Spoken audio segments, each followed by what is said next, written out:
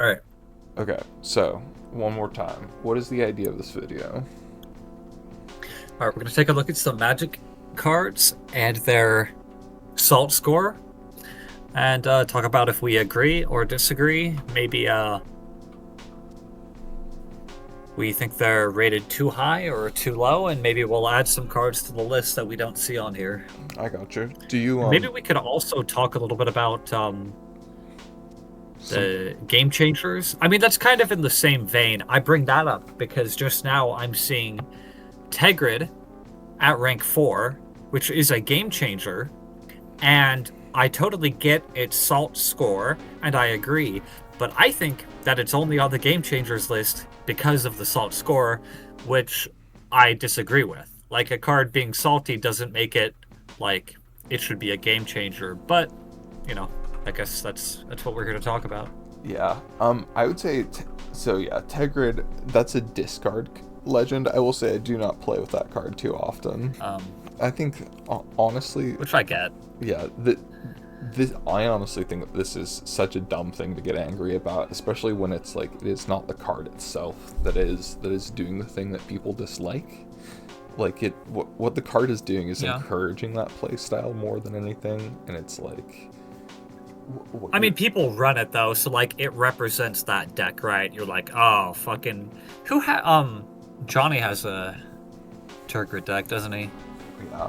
I feel like I don't know. You can make the same arguments about like tiny bones though. Be back in like 2 seconds. I need to kick the cat out and close the door. Okay. Yeah, yeah. It's kind of like better Tiny Bones, isn't it?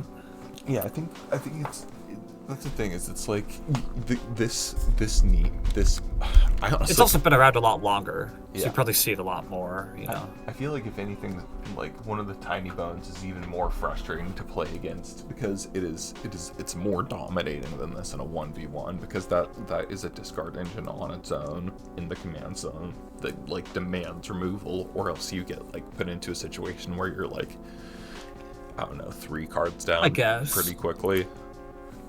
Tiny Bones also has to pay mana. Tegra just gets it. I mean, What but you does the other side do? Can you just cast it as the Lantern? Tap, target player loses 3 life unless they sack it on that permanent. Untap. Interesting. yeah, this is one where I'm like, I think that it's on the game changers because it's a salty card and it's also just like not even that like threatening of a card. It just encourages a playstyle that people don't like. Yeah, I get and I agree with the salt, but I don't agree with it being a game changer. Let me actually pull up the list if we want to talk about this really quick, because I know there was just 1 or 2 others on here where I was like, that's not like OP, that's just salty. So Let me see. I wanna make sure I understand this correctly. Farewell. Yeah, Farewell. yeah. Okay, so here's what I want to do. I want to like you name a card and then I try to guess where it places on this. And before, Okay, yeah, yeah. I'm gonna say farewell I'm just because you said it pretty quickly. Gonna say that's like probably like a 2. Like that seems like a notably salty card. 2.13. 2.13. I'm not surprised. Yeah, it's like, yeah, top 50. Nobody likes having their shit blown up, especially when you get to like surgically choose what it is that gets blown up. Yeah, I was looking at that because again, I feel like that's the one that is on the game changers, not because of strength, but because of salt. I mean, it's certainly not a bad card, but it's like, It's one of the I better mean, board wipes. okay, but my mindset with game changers is like, show me one single CEDH deck that wants to run it. Yeah, good point. So that's why I say, just as far as game changers go, I'm like, really, that and Turgrid? Like, okay. But anyway, Yeah, no. I so would shall I name another card? Sorry, go ahead. I would say I agree with that salt score. I feel like that's not a particularly like I'm not happy when I see that card played against me. Okay. Yeah, and it can feel really bad too because you're like, oh, I've planned for this. I've included heroic intervention. Oh, wait a minute, it's exile, not destroy. Okay.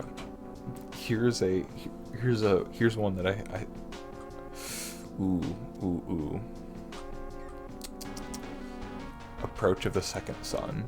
It's probably higher up than I would expect, and higher up than I would agree with. It's probably something dumb like a fucking. I hate the system. How it's like 1.7 to 3. I'm like, I gotta use decimals. This is kind of whack. Yeah. I think it's probably like top 30. It's probably like a 2.2 or something like that. Approach of the Second Sun is only a 1.17. This is a relatively sane Oh, placement. really? Yeah, I don't think that even broaches the top 2. Okay. Because I know people hate you win the game cards. I would say that's still notably salty for what it is. I don't know. We'll put that in high bland. Okay, you throw me one. Seedborn Muse.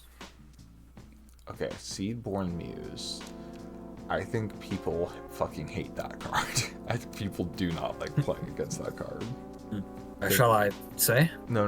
I'm trying to think of a good number. I'm gonna put that at a 1.7. Yeah, 1.77. Nice. So it's like just barely top 100, but yep. Nice. I mean, it's in the top 100. I'd say that's notably salty at 1.7. That's anything in the top 100 is probably salty. Objectively. Got my Helix Pinnacle win with that. Hell yeah, dude. It also certainly didn't hurt that Justin cast Intruder Alarm and then people kept casting creatures and I was like, don't mind me just adding counters. I was like, all right. Wait, he was just fucking like letting you get free mana over and over and over again. Well, basically because he cast Intruder Alarm and I had several mana dorks. I had like the 5-color mana dork and I had like one other one. And then other people kept casting creatures. I mean, he shouldn't have cast it in the first place, but then after that, people kept casting creatures, and I was like, all right, I'll just put like 10 counters or whatever on it every single turn. It was also like a 5-player game, so it's like, it came back to my turn and I had almost 100. I was like, okay. Okay. Anyway. Okay. Here's Corvold, Fakehurst King. Oh man, I wanted to make that deck so bad. I am not going to issue an actionable threat to the rules committee. I was literally gonna make that deck and they banned Dockside. Okay, wouldn't expect it to be salty. I'm still like a 1.2. I think it's like not top 100. It's probably on the list somewhere, but I wouldn't expect it to be that high. I don't think this brooch is top 100. It is 1.65. Still surprisingly high for what it is. I think that is like, it's a good card, but it's like a 5-cost commander, and it's like, oh, he's putting counters on him and drawing a card. I mean, it's certainly a good card. I just don't see how it's salty. It's just value on value. It's like, oh, like literally like extra butter on your buttery lobster. Like it doesn't hurt you though. You know, it doesn't bounce all your lands or steal all your shit. You know, it's just like, yeah, they're getting a lot of value, but that's funny. It is an expensive value engine too. It's like, yeah, you're paying 5 mana for that. Here, I'll be back in like less than a minute. Okay. What is your selection, Jack? Oh, no, I haven't picked one yet. I was actually going to say I was going to make a Smolder proxy too of Corvold because he's literally a Dragon Noble. Yeah, no, it would have. They literally, the rules committee like have microphones in your house. Whatever violent actions you take, you need to understand that they're 100% justified. Okay, let's see. Let's see. Purple. What's smokestack? Oh, people hate that card. That's like a 2.5. 2.08. 2.08. But that's yeah. That's Damn. I mean that's up there though. That still puts it up there. It's yeah, people anything that makes you sacrifice your stuff is annoying. I'm curious what decks can and do run it. For a while, I was like playing it in Zidane because I thought, what's something I could do with my treasure tokens if I have all these tokens but no cards to play? Maybe just by virtue of having more permanents, that's what I'll do is smokestack. I could sacrifice my treasure tokens, but everyone else is gonna have to sacrifice permanents. Yeah, no, smokestack. I don't know. I think the decks that want to run that are like if you're fourth seat, like dropping that is just like much stronger than. I guess kind of. Am I tripping or? Yeah, no, dropping that fourth seat is in theory a lot better because then it's like everybody drops their commanders. You drop that. Speaking of each, yeah, and then everybody has to go through their smokestack upkeeps. They lose something. Maybe they lose their commander. Maybe they lose a land, and then you can just choose to sacrifice smokestack. Like, I think that there's kind of that aspect to it. Well, where it's like if you're playing a slower hand, there's that. But then it's also like treasure tokens, junk tokens. I think junk tokens. you can also you can stack the triggers so that you don't have to sack on the first turn. On the like you could have it. Oh. Yeah, you can have it trigger before you add the counter, so everyone else is like on the timer ahead of you. Nice. Does that make sense? Very nice. What do you think the Salt Score's Liver Queen is? Yeah, it's probably high. It's probably top. Maybe. Again, I'm not sure where the so I'm not sure how to wrap my mind around this system that they have. Maybe like a 1.2. Like it's probably top 100, top 200. People are racist against slivers. Yeah, it enables a bunch of infinites. It's below 1, which I was surprised by. It's 0.98. Oh, really? Yeah. There's quite a few Still other on the sliver list. legends. Yeah, there's other sliver legends that are like higher than it, which surprised me though. I'm like that seems like Probably the first sliver. Yeah, I'm like, bro. I feel like Sliver Queen is by far the strongest. I don't know. I guess I shouldn't say that. Cascade. No. I mean, even just Overlord is better. Being able to toolbox exactly whatever sliver you need for that situation is broken. If people aren't running the first sliver, they're running Overlord. Which is, what is it? It's like pay 3, tutor a sliver to your hand. Yeah, Sliver Queen just, it looks like so much fun to play. You make a sliver token, and then, yeah, mana echoes, Yeah. you just have so many good infinites with that. Or you have that infinite, and then there's like, you can do like fucking dramatic reversal, or not dramatic reversal, fucking, what's the one that taps, or the, not stasis, we were just talking about it. The one that everything untaps when. Oh, intruder alarm. Intruder alarm, yeah. Like, I don't know. Sliver Queen just seems so much more fun, so much more of like a. I think it's just fun because you make a little token, and it has all these keywords. And it's just gaining all the abilities instantly. Yeah, I think there's a Sliver Queen like food chain infinite too. I guess yeah, but there's just like so much raw value off of Cascade that it's like. I wouldn't know. I mean, I know there's a first sliver food chain combo. Right, so you can just keep going. Okay, throw your card at me. Grim Monolith. Point of information, is that the one that untaps for 3 or 4? It untaps for 4. That's like point Taps for 7. 3. That's like 0.7. 2 cost. 1.4. Really? What? Yeah, which is funny because I don't agree with this, and I feel like now, yes, it's like a combo piece. You know, like I guess people are just losing games to Infinite, so they're like, "Fuck Grim Monolith."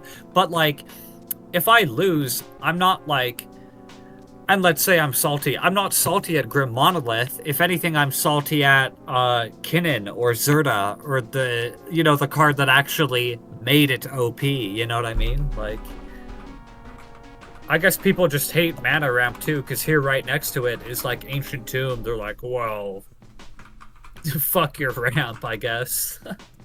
Yeah.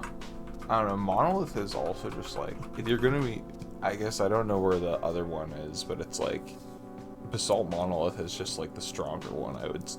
I feel like, right? Because it goes infinite with even more things. It costs more, so it's like harder to rush at. But then it's like there's more things that reduce artifact costs by 1 than by 2.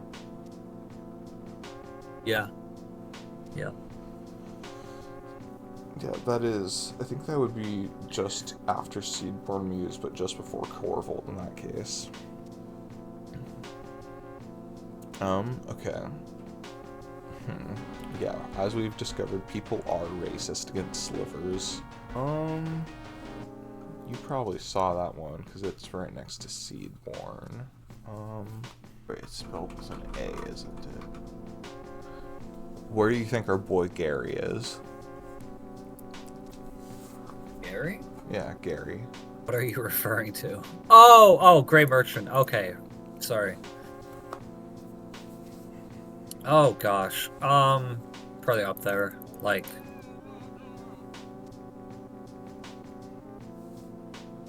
at least a 1. Probably higher than a 1. 1.3. He's sitting just below 1. Oh, okay. Yeah. That's the thing, is it's like it's one of those things where it's like I can kind of see why people would be really salty about it, but I also get why it's not broaching on that like top 100, top 200 spot, because it's like you need some other enablers happening to make this shit really cringe. It's like, yeah, you need to be running something where you're looping it over and over, even if it's not an infinite. You need to have like some shit like fucking Oversold Cemetery or something. All right, how about Worst Fears? Worst Fears. Okay, remind me what that is. I feel like that was printed recently.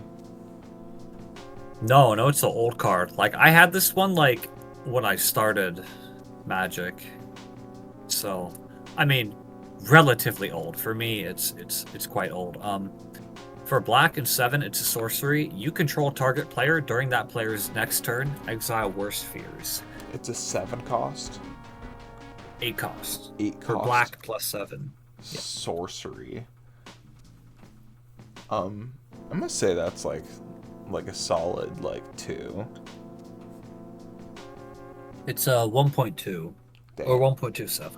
That's, I mean, yeah, I'd be pissed if somebody dropped that against me. Like,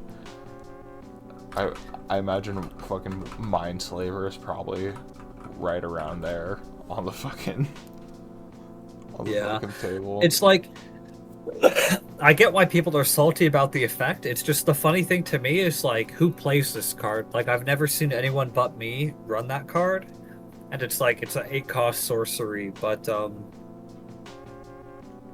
yeah, it's like most. Yeah, I guess it's overcosted. Frustrating.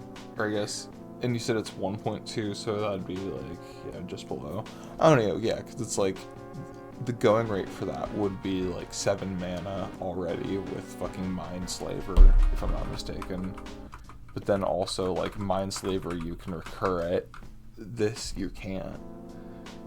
Yeah, or Mindslaver is 6 and then 4 later. So in theory, you can, yeah, it's 10 mana, but you can pay it over 2 turns. I don't know. There's some telegraphing involved, but it is kind of interesting. You can Hardly know her. I'm getting a telegraph over the wire. She's sending you naked pictures. Dude, can you imagine fucking Lincoln bricked up, having fucking Mary Todd Lincoln sending him shit over the fucking telegraph? Just fucking on the front lines of the Civil War. It's what won us that fucking war, boys. What kept the Union going. Wait, Corvald is higher than Atali. That's funny. I mean, I guess they're the same, but... Let me find a Goofy Goober one. You may have seen this one already, but I'm interested. It's an interesting talking point about like why this is at this point. Okay, actually, okay. Before we get to that, Tundra and Tundra alone is sitting at a salt score of 97. Or 0.97 rather. Somebody got really mad at that one dual land. What did Tundra do? I mean, it's the control dual land in theory. But yeah, I know that's wild. I guess I would still think like, I don't know, for some reason I still feel like Underground Sea would be the highest. That's crazy, man. Okay, yeah, here we go. Dude, I love how this wireless mouse will just, like, sometimes glitch out and just be like, alright, we're gonna send a signal like you moved your, like, scroll wheel down at 5 trillion miles an hour and just move you to the bottom of the page immediately. Free from the real. Where do you think that is? Oh, it's like at least... At least what? It's probably like 1.4, 1.5. It is only a 1. Okay. It's 1.01, which I thought was interesting. Because it's like, I don't know, that's like, that's kind of the like, you can say that goes infinite with a ham sandwich. Like that's such a Yeah. You see that in so many turbo lists. Then it's like, it's only like a 1, which I mean it's still relatively high in the grand scheme of things, but it's like, I don't know, fucking Ensnaring Bridge is higher than that, which is like, or Niv Mizzet or Sliver Overlord, which I'm like, yeah. Crisis of Conscience is higher than that. Like, bro, what are we talking about? Higher than Freed from the Real, which I mean, like, yeah, I don't know. That's just crazy to me. Oh, I've got one for you. This is a card. So this is in M12. It looks like the set was. Wow, I've never seen this card before, and it's an interesting card. Okay, Scrambleverse. Ooh, I actually own a copy of Scrambleverse. I love that card. Dude, do you have it in any decks? No, I wouldn't do that. Oh my god. That's such a No, fucking... you need to have just a salt deck. What is your what is your Cruel Claw? Can it go in there? Oh my god. Can that just beat the salt deck? Dude, that would be such a dick move to just fucking Scrambleverse everybody. And because that would just, I mean, yeah. Especially, yeah, because it's like at least Worldfire ends the game. Scrambleverse just makes it's a headache to keep. Yeah, I'm saying Yeah, that shit's like what, two or no, that's like 1 point. That's like 1.6. I'm saying 1.6. It's 2.02. Damn, dude. And I can't say I'm surprised. Yeah, no, that shit's fucking annoying to keep track of. Like, even Smokestack, I'm like, okay, its thing happens and then that's done. Yeah, no, fuck Scrambleverse. Wait, what do you mean it's annoying to keep track of? Because it's just like you trade everybody's permanents around, and that's like as they leave the battlefield, you're like, okay, this goes to your graveyard, and then at the end of the game need to be like, okay, did anybody mix anybody else's cards into anything? Like, yeah. No, it's a pain in the ass. Let's see if I actually haven't seen this. But I think it's going to make an appearance with how far I've gone down so far. But Who knows? Who knows? Okay. Raging River. Where do you think Raging River places? A weird card. It is another Maybe card like that's annoying to keep track of, yeah. maybe like 0.8. Wow, yeah, 0.85. You got it like on the nose. Damn. I think that's one where I'm like, I expected that to be like way higher. I thought that was gonna be like point like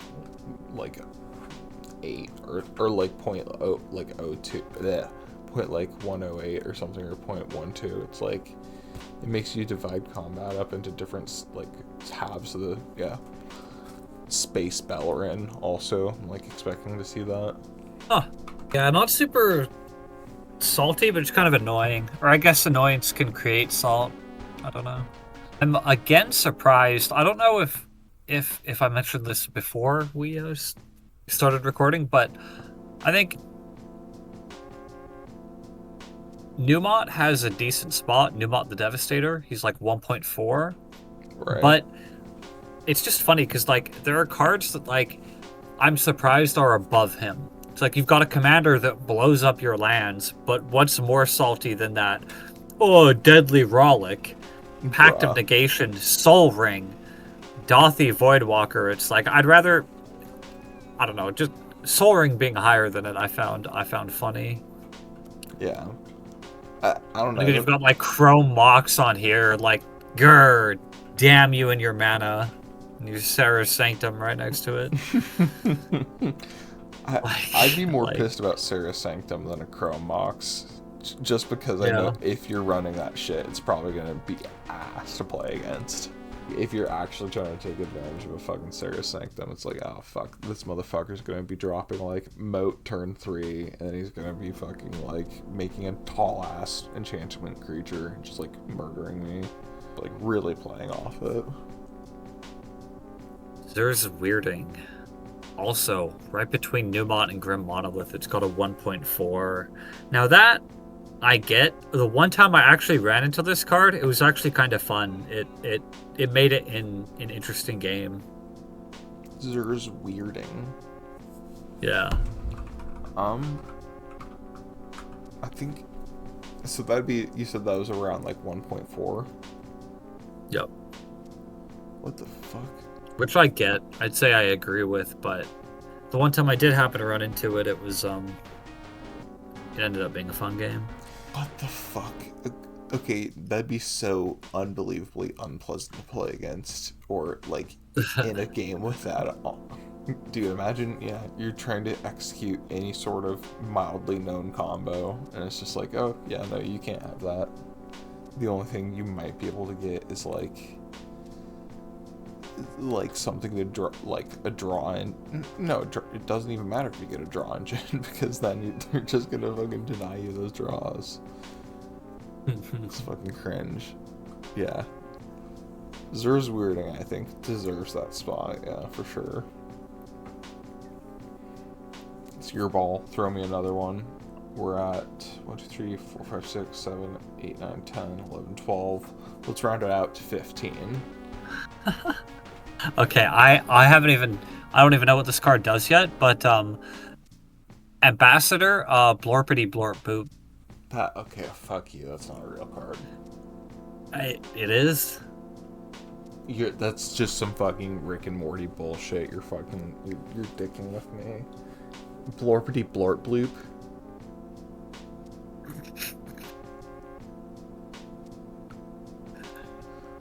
I fucking 5. Salt score of 5. What the okay. That's not a what? Yeah.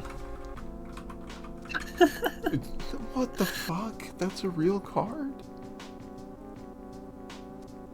Bro, I'm gonna build a deck around this guy.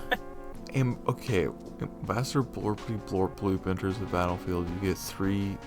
Okay, those stickers or something. There's something for attractions, I think. Maybe it is stickers. Maybe I'm smoking crack, because it does just then reference stickers immediately after. How the fuck does this work? Dude, imagine shitting the bed this hard with an unset. It's literally like, it's just a joke set. How can you? Ah, just make it some stupid bullshit and it'll be funny. Like big furry monsters, hilarious. But no, you just have to make everybody play with a bunch of extra decks. Just a bunch of shitty shit that you cram in boosters. I don't know, yeah. What is Blorpty Blorp Loops fucking... What's It's 1.13. Not high enough, man. He's a fucking bastard, man. It just makes me angry. It's higher than propaganda. Yeah. He's got like a clearly you don't own an air fryer face. You know what's funny?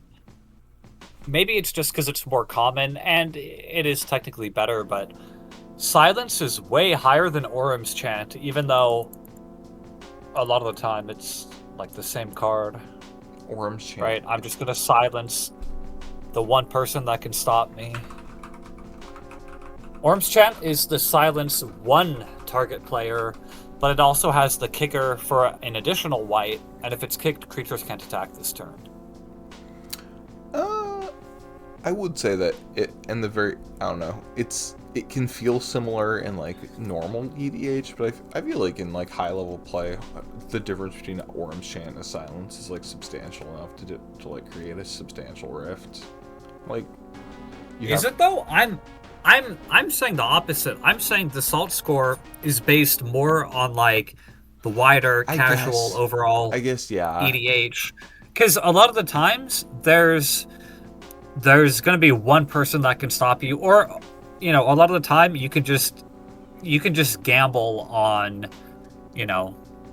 who can actually stop you. I guess, but then think about it from, I guess, alternatively from that casual perspective, it's more annoying that fucking Spike the dickhead who like comes to the LGS and stomps the table doesn't even have to like think at all when he drops his like silent spell like he would with Orim. Yeah.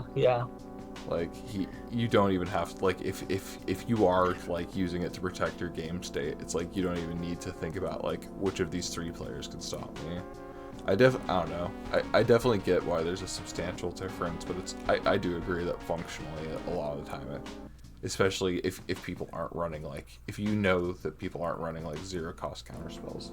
This motherfucking cat is being a dickhead trying to get in this room. It's like I don't have food. Which one? It's Miso. I know it's Miso. It's always Miso. He wants to get on this lap. She's not allowed. Yeah, no. Orum's Chant, I think it is a good card though. Creatures can't attack this turn. I wish. I don't know. It wouldn't change the balance that much at all because it would literally like just make it a little bit looser timing, but I wish that Orum's Chant also had like a fog effect attached to it. You know what card I don't think we can find a salt score for because it's not legal, but I'm curious what it would be, and I wonder if it would be high, is Charizard. Oh, that'd be high as fuck, I imagine. People would not like playing. I'm sure I'm butchering the pronunciation and probably trigger someone, but yeah, let's speak a little bit of Chinese for him, Jack. Shahrazad, I think is what it is. Shahrazad, yeah. I just asked the AI. We are looking at how to pronounce the name of the major female character and the storyteller in the frame narrative of the Middle Eastern collection of tales known as the 1001 Nights. Game Changers How do you go about pronouncing her name in English? Scheherazade. Yeah, again, I don't know, like Tabernacle, again, that's on there because of Salt. Grand Arbiter, yeah, it's a great card, but like, Salt. Aura Sharts, what does that even do? What? May destroy target artifact or enchantment. It's like the Sliver, but it's an enchantment. It's pretty good. And that's the one that has the really dope diorama art. Okay, here's... That is sick. What's Invasion? there's this one that's like it has like this weird ass like fucking crazy ass cat diorama. Okay, here's I think you know about this card, Comet Stellar Pup Planeswalker. Oh. Let me take a look, remind myself what he does. Oh, you roll funny dice. Squirrels in hand. God, tell me it's below 1. Like, it can't be that salty, right? It's like 0.9. It is, yeah. I fucking somehow managed to immediately scroll away from it. I think it was like a 0.8, if I'm not mistaken. Okay. Yeah. Weird. I think people just really don't like playing against dice rolling decks. It's also kind of... Wait, fuck. Yeah, it was like 0.8. I can understand people also might be like, this is like awkward. It kind of does not have a good home. It's like, you want a dice rolling deck, but then it's like, what, a 3-drop? Or a 5-drop? I can't even remember. Like, it's a decent amount of mana for like a dice rolling effect that you're only doing like once per turn on average, maybe twice per turn. Okay, no, it's a 4-drop. Yeah, no, I used to run this in Mr. House. Oh, you don't still? No, I took it out because it's a 4-drop, so it's like I don't know, it's a lot of other stuff are competing to be like put out on turn 4, and then it's like only rolling you a dice once per turn, maybe twice. Dude, there's another sliver on here. People are so racist. Oh yeah, no, the slivers are getting a lot of hate. I mean, that probably... Oh man, you know what else we could do? I mean, we could do this right now really quickly. We could either come up with our own and or guess at what people in general would think. What do you think the saltiest tribes are? It's probably sliver number 1, and then elf. People probably hate playing elves. I think. And then goblins. Okay, so here's the thing. I don't think that it is for any specific tribal support, but I think wizards are going to be really high. Really? Yeah, I just think there's probably like an assload of like annoying, or honestly no, because a lot of the spell slinging effects aren't on wizards only. It's like gods also get them. Knights are kind of aggravating. Now that I think about it, there's probably a lot of tribes that I've never even played against, or at least some. I've seen a dwarf deck once. That was pretty crazy. I actually have a Greymont Stalwart. Or Greymont Avacyn Stalwart. Which is like the Rick Steadfast Leader in universe like printing, and I've been like meaning to build a human tribal deck around it because that's like the only human tribal support I've seen, and it's like one of the few ones that I've ever been like, wow, that could be like its own commander. And it's also, I don't know, just fucking looks cool. And I also pulled it like out of like Wilds of Eldraine, which was like the first set that I bought like a decent amount of product of when I was getting back into Magic. That's a good set. It's a fucking great ass set. Good bonus sheet. Yeah, dude, no, Greymont is like also just like such a fun human commander. Fucking lets you just toolbox out 2 abilities when he enters, and then gives a flat buff to humans if you actually commit to the tribe on board, which I think it's like, yeah, that's super good. Is it? Okay, so I chose number 14. It's number 15 for you. What happened? Choose you have to choose the last card. I chose the first card, you choose the last card. I have to say. Okay. Let's see. Let's see.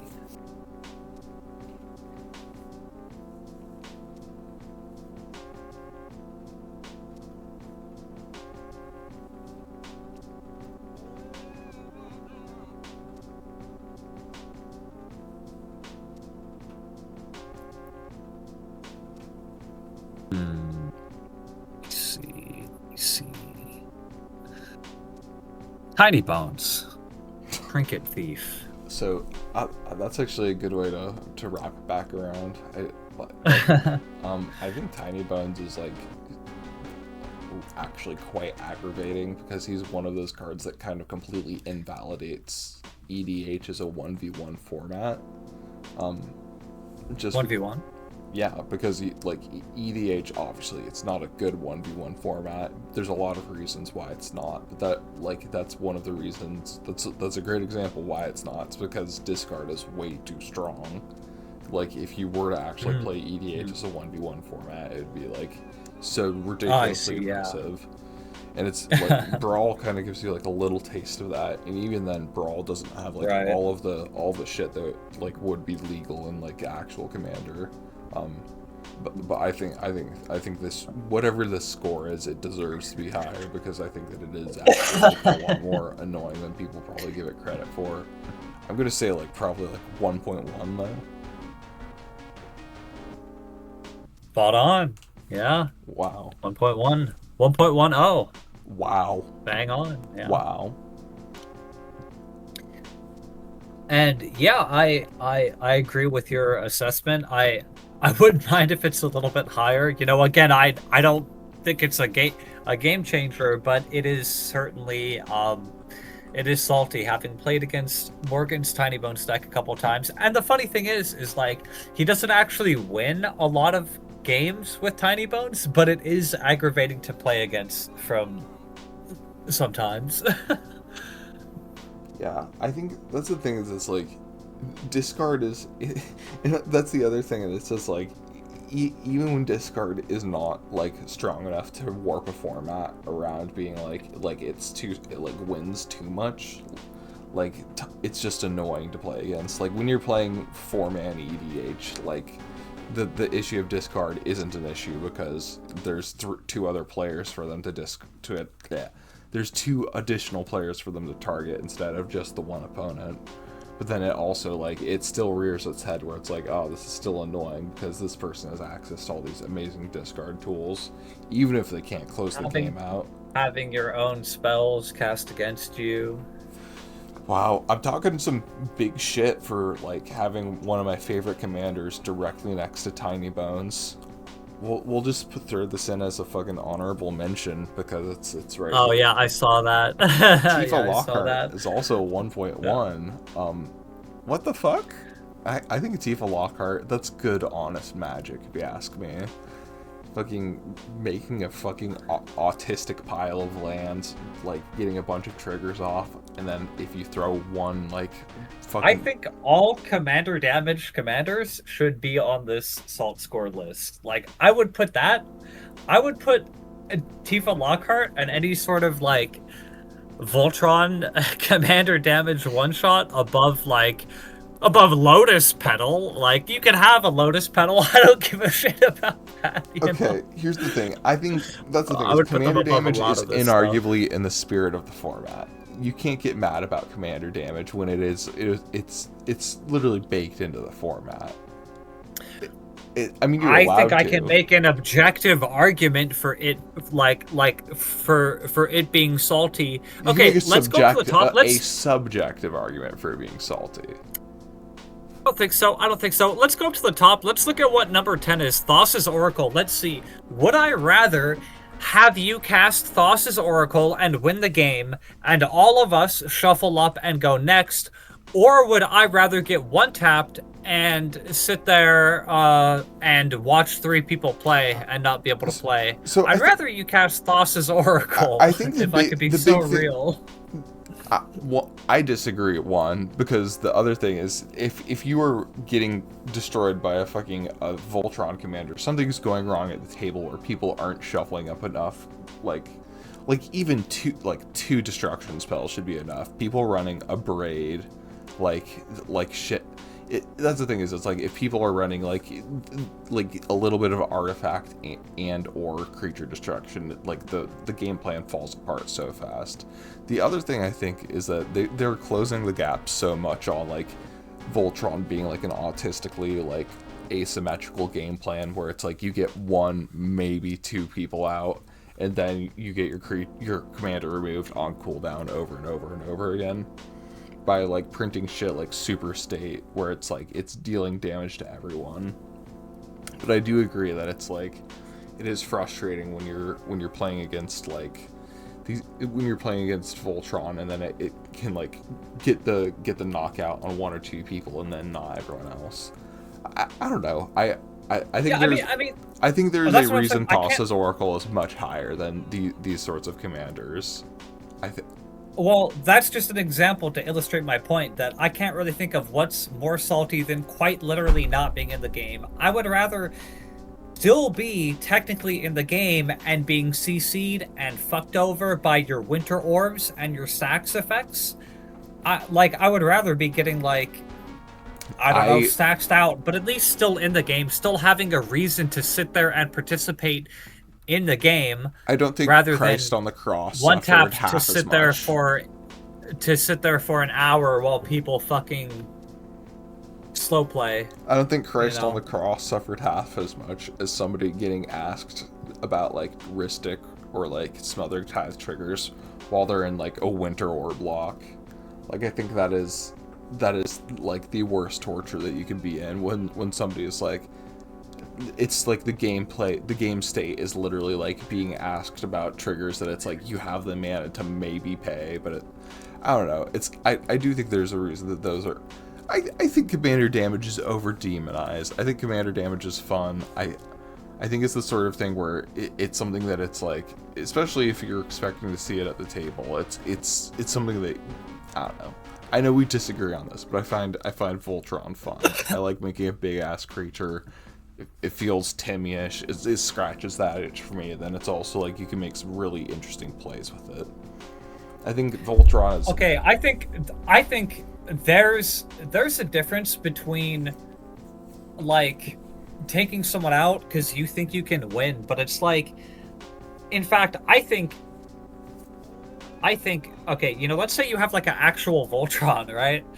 This is like a separate video now, but okay, so like it gets removed, but you still have a bunch of artifacts. I don't know. I think Tifa Lockhart is particularly egregious in that it can like one tap so early, and I know something removal, whatever, but it's like the fact that it's so early, it's like it increases the likelihood that you can one tap one person and then have your commander removed and not be able to close out the game because the second player is going to let you die. Oh, now they've drawn their removal. They remove your commander. You know what I'm saying? Like, there's a difference between like spreading the commander damage out and be like, you know what? I'm going for the kill on you because you're a threat, and I think I can close the game out soon, and you're not going to be sitting here for an hour with, you know, nothing to do. I think it's, you know, it's not commander damage, but it's that early one tap. I don't know. That's the thing, is it's like, do you see what I'm saying? I can understand that being frustrating, but then again, there's times where like, you're not playing on it being, you're planning on it being like, okay, boom, boom, like two things happen, I win the game here in like a turn cycle, a board wipe happens. Right. Like, I mean, the game plays out. That being said, I do think, especially with Tifa, like any good Voltron deck should have a game plan, because like I said, anybody who's playing smart, they're going to see like I'm playing like fucking Brainor Battlehammer or whatever the fuck, the one that gives you free equips, and they're going to fucking Darksteel mutation my shit the second it hits a field. I should have like backup plans on that, where it's like I'm not just going to have my commander to be my Voltron pick, where it's like I should pivot onto different things and maybe not even end up playing a Voltron strategy so much as like an equipment go wide, where I have like Mystic Stoneforge Mystic, like Core Stonesmith, like all of these different things on the field. Or like, for example, with Tifa, what I end up doing is going like Scute Swarm and doing like a bunch of fucking Scute Swarm tokens. Like there's backup plans. I think that's the thing, is it's like it is such a direct and honest game plan, commander damage, that it's like if you are getting mad at it, I don't know. It's like getting mad at somebody. It's like in the age of drone warfare, getting mad at the dude who's going to walk at you with a fucking bow and arrow and just like start shooting sticks at you. Okay, yeah. I mean, people want to play Voltron on table Numot. That's why I have that deck, because I'm just not interested in, you know. Yeah, I think that's the thing. It's like if I can't play, no one can play. I'll blow up all our lands. Yeah. There we go. There's okay. I also don't even think Numot isn't even like the most fucking player haters ball of that cycle of Elder Dragons. Isn't there the one that fucking like makes you like, or wait, Numot's the land destruction one. Isn't there one that makes you discard hands or discard cards of like a single color? I don't know, probably, but I also chose Numot because it's just Jeskai, and therefore I can include all of the cancer stacks, which is also what it is. It's just full of stacks pieces. Okay, well, you know what? I'll say this: like, Voltron wouldn't be so fucking bad. Like I'm okay with losing. Maybe the problem is that people need to play the game. You know what I'm saying? People need to like take their turn. Maybe that's more my issue. Is that like, and you know, sometimes there are just long games. That's the way it goes. You know, you're playing it out. You're trying to get through. Oh, he destroys my stuff. Oh, you've got blockers. You know, sometimes it just does take a while to resolve the game. But it often takes much longer than it should. And that's kind of my issue. Like, I'm fine with losing, but at a certain point, you know, I would rather be stacked out and just, you know. I cannot. I genuinely like being stacked out. You were describing like a circle of hell to me. Like that's so much worse than being just like out of a game, fucking walking around the game store drinking a like fucking Red Bull. Like I would. That is. I hope that in hell, fucking Osama bin Laden is like playing against somebody who has like 5 Winter Orbs in play. Like I cannot think of a worse hell. But I just disagree there. Either way, I think we've beaten that topic to death, and it wasn't even really what we sought out to talk about. Which I kind of well, respect. You know, the funny thing is, you're gonna tell people to run removal, and they're gonna include removal. But then they're going to do that thing where they perma play on curve, and it's like, well, I could do something, but I'm tapped out. Bro, if you okay, this is a PSA to all of the new Magic players who may find this fucking video. If you have mana to play something in your hand, feel free to play it. Before you do that, just look out. Look at the other 3 players that are engaged in this game of gathering and playing Magic with you, and think, is there something they may be doing on their next turn before it comes back around to me? Nothing. Yeah, it is. You need to hold up mana for interaction, or else your interaction is literally just a dead card in your deck. Instants are instants because they can be used at any time. It's like, if it was a sorcery, it'd be 2 mana cheaper most of the time. Fuck. Well, that was fun. That was like 2 videos in one. Yeah. Okay. Swagadelic. That was a prop.